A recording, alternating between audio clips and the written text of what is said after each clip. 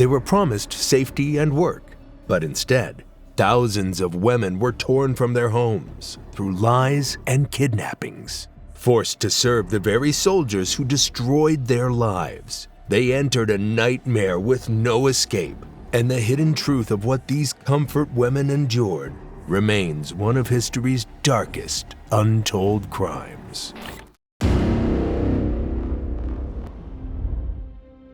The idea of using women for soldiers' comfort didn't begin during World War II. It started years earlier, when Japan was already expanding its empire in Asia. In 1931, Japan invaded Manchuria, a large region in southeastern China, rich in coal, iron, and farmland. Japan wanted these resources to fuel its growing industries and to strengthen its military power. After taking Manchuria, Japan set up a puppet state called Manchukuo, ruled by officials loyal to Tokyo. This invasion marked the beginning of Japan's aggressive push across Asia. Villages in Manchuria soon felt the harsh presence of Japanese soldiers. Local people faced violence, forced labor, and land seizures. Many women were attacked by troops during this time, and reports of assaults spread quickly. Chinese families lived in constant fear, as soldiers often acted without restraint. The Japanese army began to realize that such actions not only caused resistance from local people, but also attracted international criticism. So they decided to control the problem in their own way. Instead of letting soldiers attack women freely, they created a system of controlled brothels where the abuse would be hidden behind closed doors. This was presented as a way to keep order and to prevent disease among soldiers. But the real purpose was to give the military control over something they knew they could not stop. In 1932, the first official comfort station was set up in Shanghai, China. This was right after the Shanghai incident when Japanese troops clashed with Chinese forces in the city. Shanghai was chosen because it was a major center of war activity, with thousands of soldiers stationed there. The army believed that if they placed women inside organized stations, soldiers would line up there instead of attacking women in the streets. At first, most of the women brought into these stations came from Japan itself. The military thought using Japanese women would make it easier to control the system and reduce international criticism. But Japan's empire kept expanding.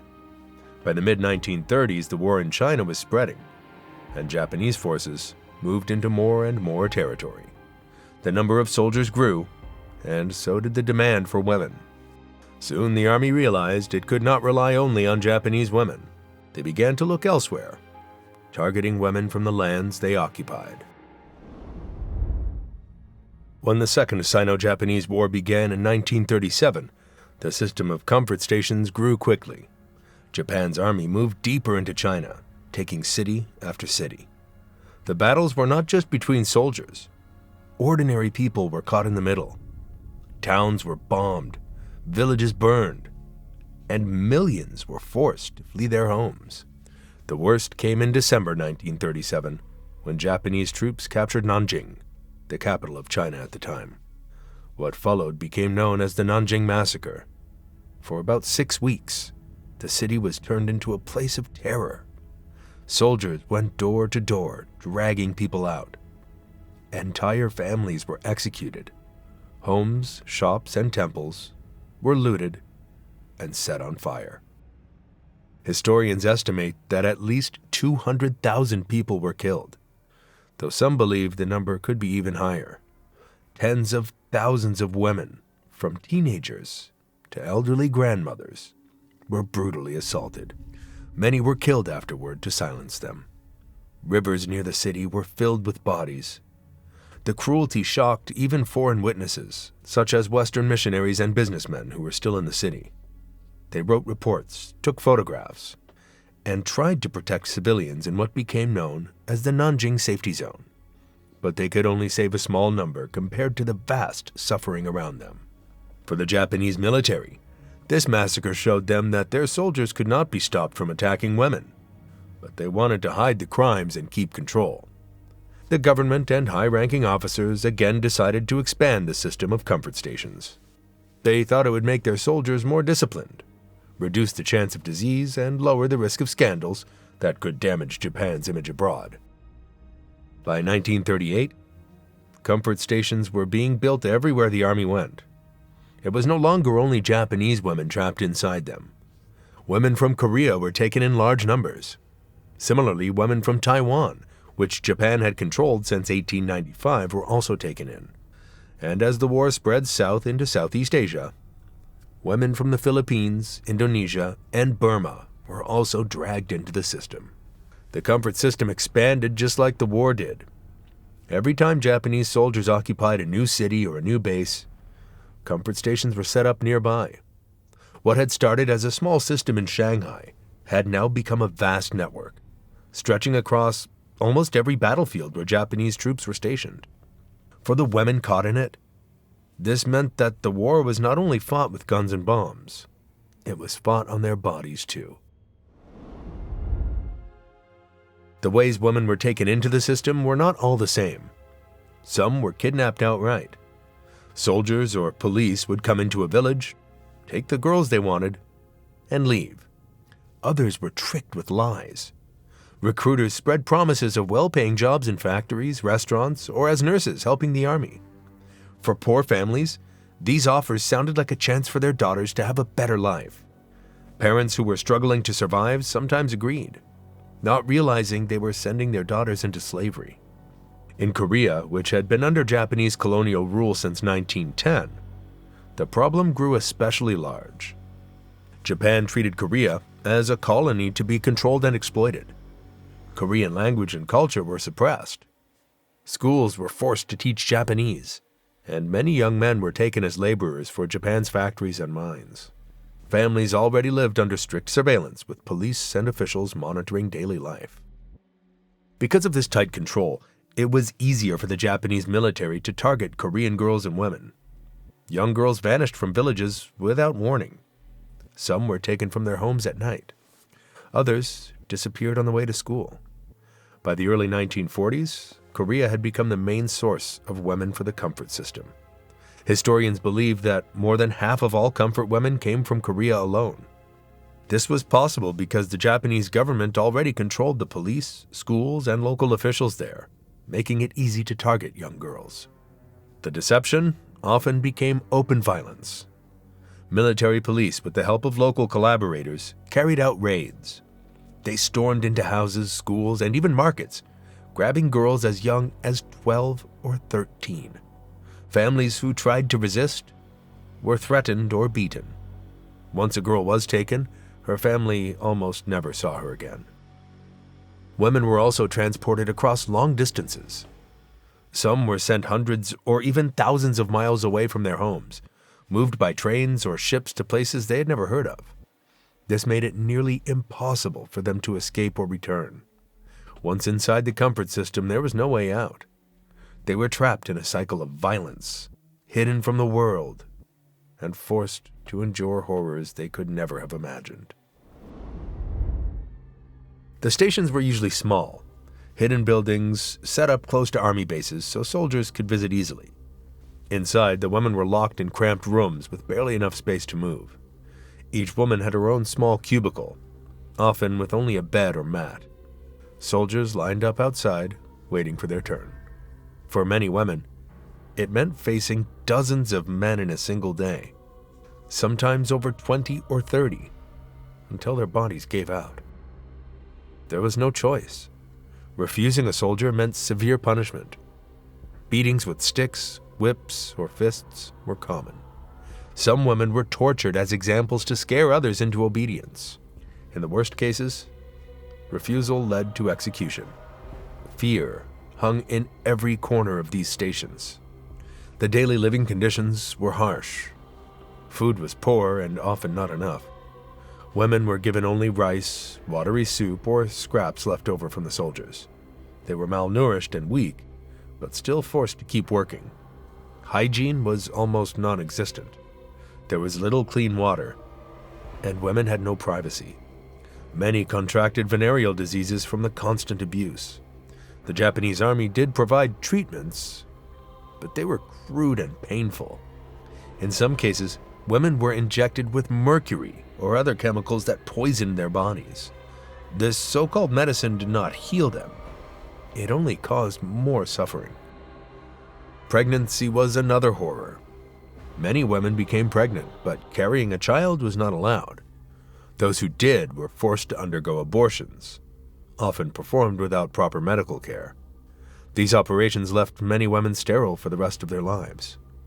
Others were injected with drugs meant to prevent pregnancy, but the side effects damaged their health permanently. For some, childbirth happened in secret, with no help or safety. When babies were born, they were often killed immediately or abandoned, because the army did not allow infants in the stations. The women lived in constant pain, physically and mentally. Days blurred into nights. Some didn't survive even a few months. The scale of the comfort women system was enormous. Historians estimate that between 200,000 and 400,000 women were forced into it. The numbers aren't exact because many records were burned or destroyed by the Japanese army at the end of the war to cover up the crime. Survivors also rarely came forward at the time, so much evidence was lost. But even the lowest estimates show how massive and widespread the system truly was. The women were taken from almost every place Japan occupied, including Korea, China, Taiwan, the Philippines, Burma, and Indonesia. Even women from the Pacific Islands, such as Guam and Micronesia, were forced into comfort stations when Japanese soldiers arrived there. The system did not stop with Asian women. When Japan occupied European colonies, they also captured European women. In the Dutch East Indies, which is now Indonesia, Dutch women and girls were rounded up and placed in comfort camps in 1942. Some were very young, only teenagers, and they suffered the same abuse as the others. This showed that the system did not discriminate. It targeted anyone the Japanese army could control. By the early 1940s, comfort stations had become a regular feature of Japanese military life. They were found in nearly every place where Japanese troops were stationed, from the frozen landscapes of Manchuria in northern China to the tropical jungles of Papua New Guinea, from the mountains of Burma to the scattered islands of Micronesia. Wherever the Japanese army marched, the system followed.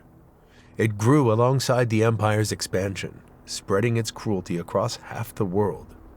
It was a network of abuse built on war. The individual suffering was unbearable. Young girls faced lines of soldiers. Some were beaten to death when they resisted.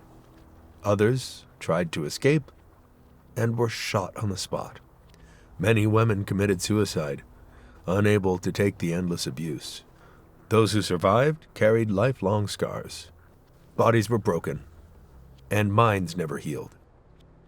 The war destroyed their childhoods, their futures, and their chance at a normal life. And the shame forced upon them meant many never spoke about it for decades. Even in such terrible conditions, some women tried to resist.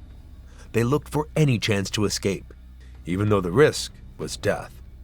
In 1943 in Burma, a group of Korean women attempted to flee from a comfort station. They managed to slip away for a short time, but Japanese soldiers quickly caught them. To send a message to the others, the women were beaten and then executed in front of everyone. The soldiers wanted to show that resistance would never be tolerated. Stories like this happened in many places. Escape was almost impossible because comfort stations were always surrounded by soldiers. Even if a woman managed to get away, she had no food, no map, and no way to return home. She was often in a foreign land where she didn't know the language. Local civilians were too afraid to help, since anyone caught helping could also be punished by the Japanese army. Punishment was also used on women who could no longer serve. If a woman became too weak, too injured, or too sick to keep working, she was considered useless to the soldiers. Some were beaten to force them back to work despite their illness. Others were abandoned, left without food or medicine, until they died. In many cases, women were quietly taken away and executed, so the army would not have to care for them. In the Philippines, survivors later remembered House sick women were sometimes taken into the nearby forests by soldiers and never seen again. It was understood what had happened. They had been killed, so they would not be a burden. In other places such as Manchuria and Indonesia, women who tried to resist orders were tied up, tortured, or even used as targets in military training. These punishments kept the rest of the women living in constant fear. They knew that any sign of disobedience, illness, or weakness could mean death. By 1944, Japan's empire was finally collapsing under the pressure of Allied advances. Cities were being bombed, supply routes were cut off, and troops were retreating from every front. But the comfort stations still operated, and conditions inside grew much worse. Food and medicine were scarce, and women often went hungry. Soldiers, frustrated and fearful of defeat, became even more violent, taking out their anger on the women who had no way to protect themselves. When Japan finally surrendered in August 1945, the system fell apart almost overnight. Many women were simply abandoned where they were, left without food, shelter, or money. Some were killed by retreating soldiers who wanted to destroy evidence of what had happened. Others were stranded in distant lands far away from their families with no way to return home. In Indonesia, Dutch women who had been taken into the camps were discovered by Allied soldiers in terrible condition, starving, sick, and deeply traumatized. In Korea and China, thousands of survivors made it back to their villages, but instead of being welcomed, many were rejected by their own families because of the stigma and shame attached to their suffering. This left them isolated and alone. For decades after 1945, their voices were not heard. Many stayed silent out of fear of shame. Governments also avoided the topic. Japan, trying to rebuild and become an ally of the West, denied responsibility. Because of this, their stories remained hidden for almost half a century. That changed in 1991 when a Korean woman named Kim Hak-sun bravely stepped forward. She was the first to openly testify about her experience as a comfort woman. Her words broke the silence that had surrounded the issue for so long. Once she spoke, it gave strength to others. Soon, more survivors from Korea, the Philippines, China, Taiwan, and the Netherlands also began to share their own stories. These testimonies shocked the world. Many people outside Asia had never even heard of the comfort women system before. The survivors' voices turned a hidden history into an international issue. Their bravery also pushed historians, journalists, and human rights groups to investigate further, gather evidence, and demand recognition. For the women themselves, speaking out was not easy. Many were already elderly and had lived with their trauma in silence for most of their lives. Yet they chose to tell the truth so the world would know what happened, and so younger generations would never forget. They wanted more than just sympathy. They wanted justice. Many filed lawsuits in Japan and in international courts, asking for an official apology from the Japanese government and financial compensation as recognition of the suffering they had endured. At first, Japan's response was slow and careful. For years, officials avoided direct responsibility, often saying that private contractors had run the stations, not the government. This angered survivors who knew the army had been directly involved. A turning point came in 1993, when Chief Cabinet Secretary Yohei Kono issued what became known as the Kono Statement. In it, Japan admitted that the military had played a role in setting up and running the comfort stations. While this was the first official acknowledgement, many survivors felt it lacked the full weight of a sincere apology. In 1995, Japan created the Asian Women's Fund. It was meant to provide money and medical support to former comfort women. But the money came mostly from private donations, not from the Japanese government itself. Survivors in Korea, the Philippines, and other countries rejected this, saying it was a way for Japan to avoid true responsibility. For them, only direct government compensation and a clear, formal apology would be enough. The legal battles went on through the 2000s and beyond. Survivors, now elderly, still gathered outside Japanese embassies in Seoul, Manila, and other cities, holding signs and demanding recognition. They stood in the heat, in the rain, and in the cold, week after week, because they wanted the world to remember. By the 2010s, the number of surviving comfort women had dropped sharply. In South Korea, where many survivors lived, only a few dozen remained by the mid-2010s. Each year, fewer voices could speak. Yet their struggle made history. International organizations, human rights groups, and even governments began to recognize comfort women as victims of one of the largest organized sexual slavery systems in modern history. Statues were built in their honor. Memorials were raised. The world finally began to listen.